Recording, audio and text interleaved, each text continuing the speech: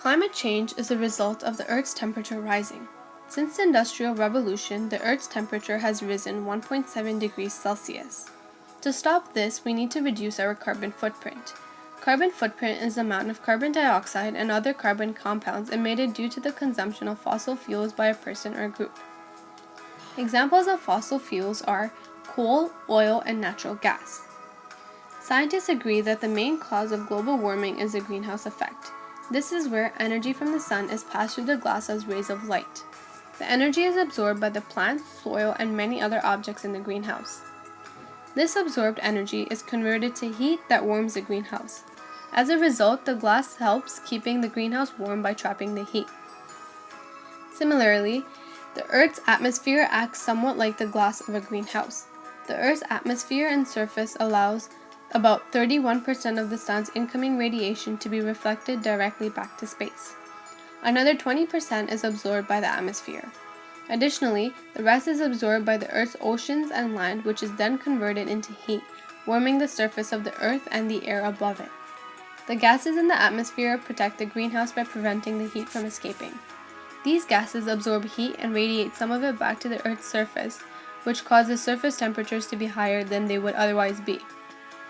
Water vapor is both the most important naturally occurring greenhouse gas and the largest contributor to the natural greenhouse effect. Other gases such as carbon dioxide, methane, and nitrous oxide occur in small quantities, but yet play a substantial role and growing role in the greenhouse effect.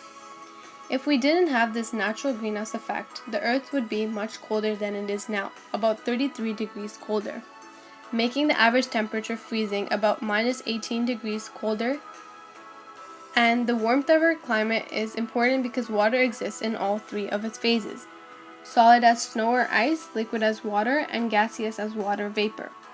The water cycle is also very important because it is what drives our weather and the climate system.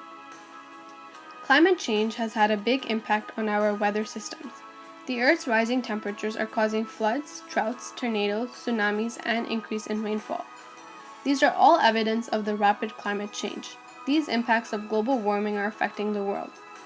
For future generations, we need a change and we must begin now. We must leave the Earth cleaner than it is today. We can start by making laws, signing treaties with other countries, and signing accords as citizens of this planet. The Paris Accord is a start to reducing our carbon footprint. We all must do our part, starting in our communities. Trees are vital to our lives on Earth, but they need to be protected from being destroyed. Deforestation is happening at an alarming rate. Trees are being cut and animals are losing their homes.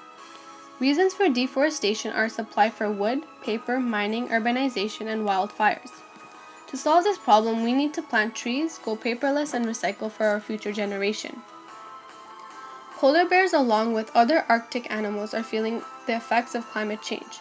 Polar bears depend on sea ice to travel, hunt, mate, and rest. If the ice melts due to the global warming, their population will decline because they will not be able to adapt to the changes in the environment. By monitoring the polar bear population and reducing our carbon footprint, future generations will be able to see the generations of polar bears. Smokestacks will be replaced by wind power. They are clean, free, and require no fuel. Solar panels maximize about 15% of the sun's energy into electricity. With new technology being developed, future generations will be able to get up to 40% efficiency. Plastic bottles, styrofoam, cutlery, rope, and many other objects do not break down easily. Only 31% of discarded water bottles are recycled.